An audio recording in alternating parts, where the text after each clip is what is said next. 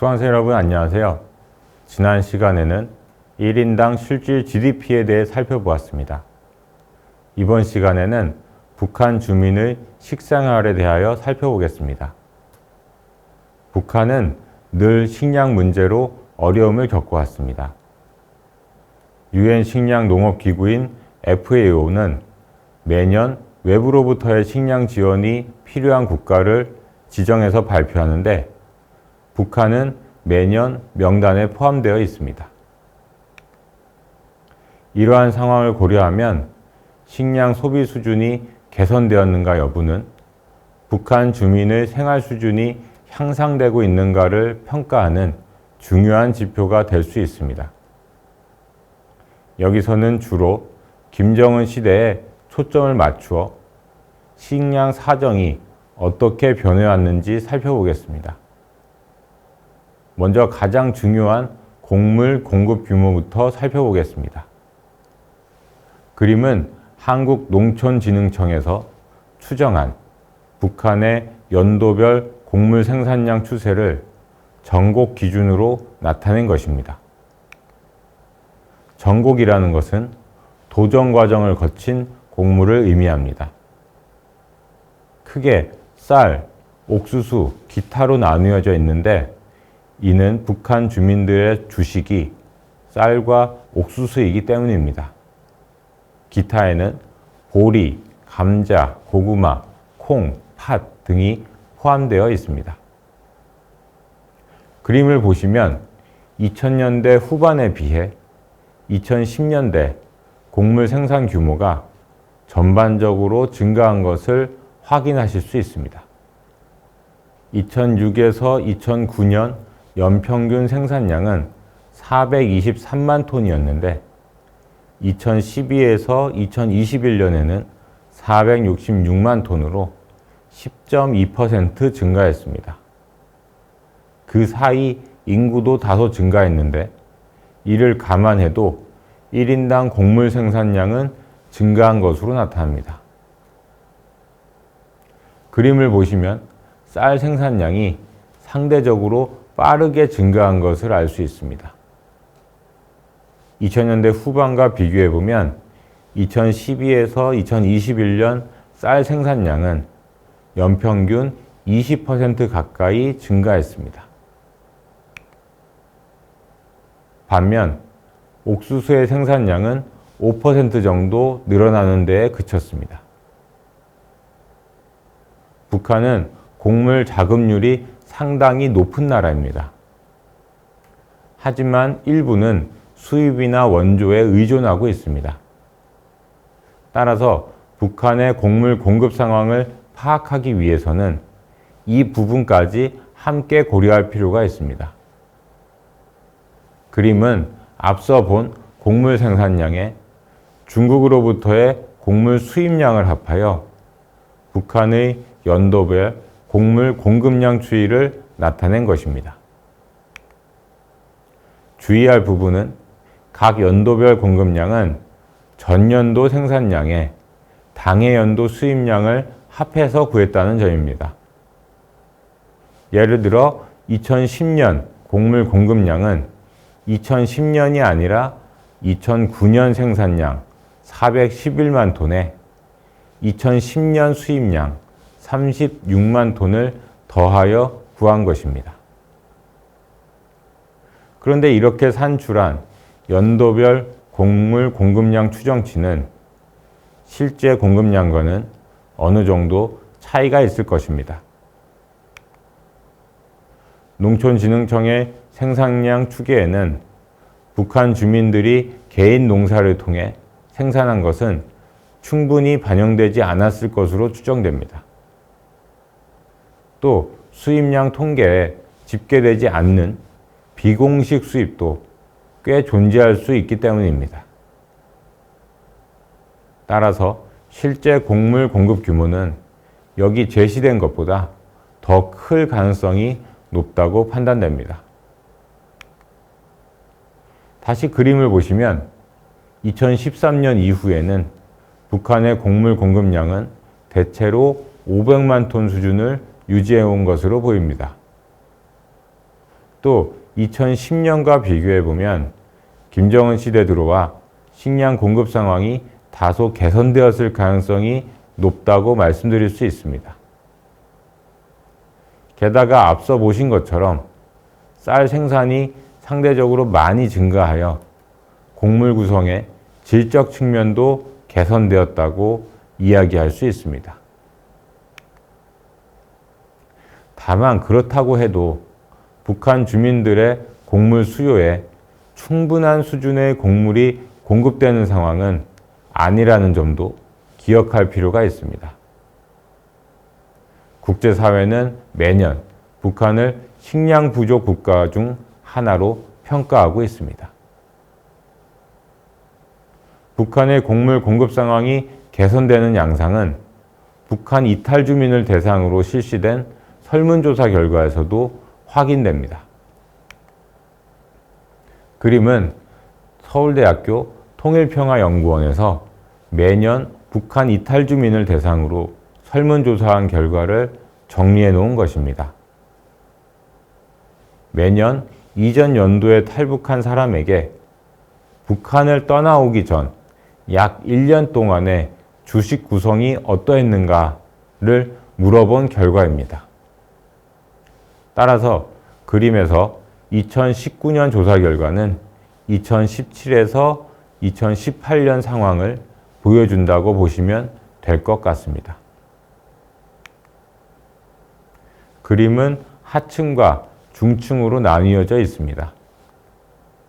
그림을 보면 북한에서 자신이 하층에 속했다고 생각한 사람들이나 중층에 속했다고 생각한 사람들이나 모두 강냉이, 즉 옥수수 위주로 먹었다는 사람의 비중은 줄어들고 쌀 위주로 먹었다는 사람의 비중은 늘어나는 경향이 나타나고 있습니다. 그림에서 또 하나 확인할 수 있는 것은 제재가 강화된 이후에도 주민들의 식량 사정이 크게 악화되지는 않았던 것으로 보인다는 점입니다. 식량 생산량도 별로 줄어들지 않았고 식량 수입도 원활하게 이루어진 결과입니다. 다만 2020년 국경 봉쇄 이후에는 상황이 다소 달라졌을 가능성이 있습니다. 식량 수입에도 제한이 가해졌고 비료 수입도 줄어 자연 조건이 좋지 않을 경우에는 생산과 공급에 차질이 빚어질 위험이 더 커졌기 때문입니다. 지금까지 곡물 공급에 초점을 맞춰 살펴보았습니다.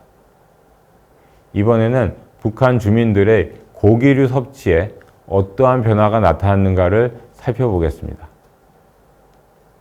북한과 같은 저소득 국가의 경우에는 고기 섭취 수준이 어떻게 달라지는가도 주민 식생활의 질적 변화를 판단하는 기준이 될 수 있기 때문입니다. 참고로 여기서 고기류라고 할 때는 육류뿐만 아니라 어류도 포함하고 있습니다. 그림은 연도별로 북한의 육류와 어류 공급량 추정치를 나타낸 것입니다. 북한 내 생산량 추정치에 중국으로부터의 수입량을 더하고 중국으로의 수출량을 빼는 방식으로 산출한 것입니다. 그림을 보시면 2010년대 북한의 고기류 공급량이 크게 증가했다는 것을 확인하실 수 있습니다. 특히 어류 공급량이 두드러지게 증가했습니다. 또 2016년을 정점으로 이후 줄어들긴 했지만 제재 강화 이후 시기에도 2010년대 초반에 비해서는 공급량이 많습니다. 이러한 변화는 김정은 시대 주민 식생활의 질적 수준이 향상되었고 제재가 강화된 이후에도 크게 나빠지지는 않았을 가능성이 있음을 시사한다고 볼 수 있습니다. 그런데 고기류 공급량에서 가장 큰 비중을 차지하는 북한 내 생산량 추정치는 그다지 신뢰할 만한 통계가 아닙니다. 이는 세계농업기구 FAO에서 발표한 자료인데 북한에서 면밀하게 조사해서 구한 값이 아닙니다. 따라서 다른 자료로도 확인해 볼 필요가 있습니다.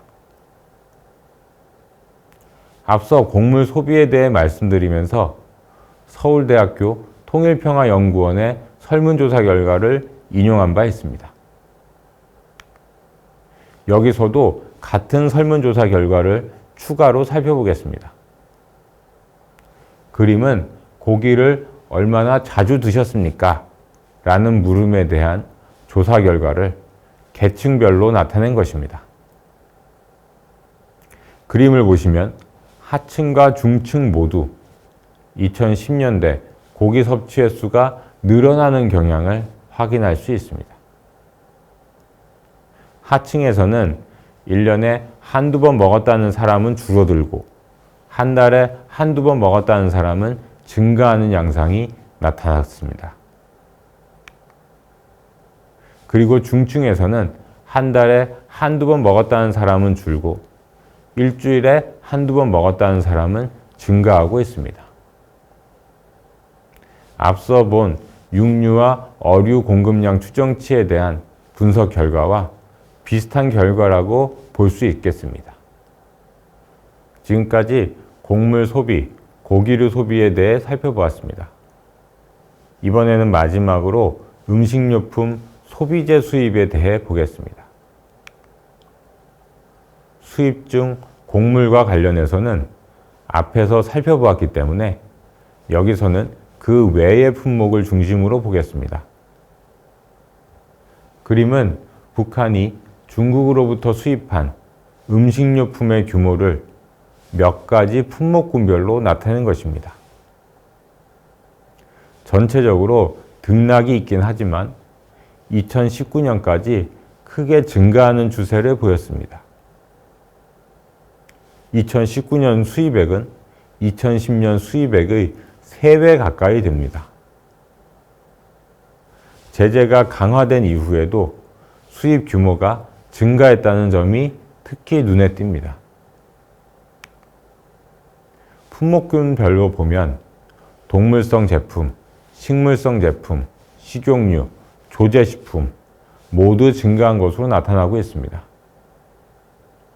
동물성 제품 중에서는 어패류, 식물성 제품 중에서는 과일, 견과류 수입이 많이 늘었습니다.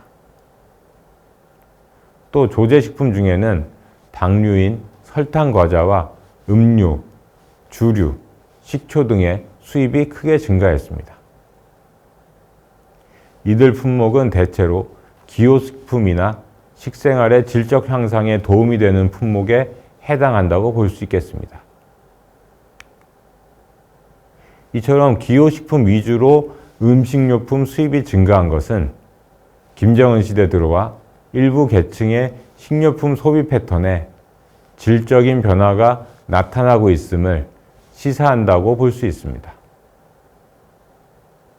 다만 그림에서 볼 수 있듯이 2020년 국경 봉쇄 이후에는 음식료품 수입 규모가 크게 감소하고 있어 북한 주민 식생활에 질적 하락이 나타나고 있을 것 같습니다. 정리하면 곡물 소비, 고기류 소비, 음식료품 수입을 중심으로 김정은 시대 북한 주민의 생활 수준 변화를 살펴본 결과 대체로 국경 봉쇄 이전까지는 상황이 개선되는 추세가 나타났다고 이야기할 수 있겠습니다. 이번 시간에는 북한 주민의 식생활에 대해 살펴보았습니다. 다음 시간에는 역류와 영양 상태에 대하여 살펴보겠습니다.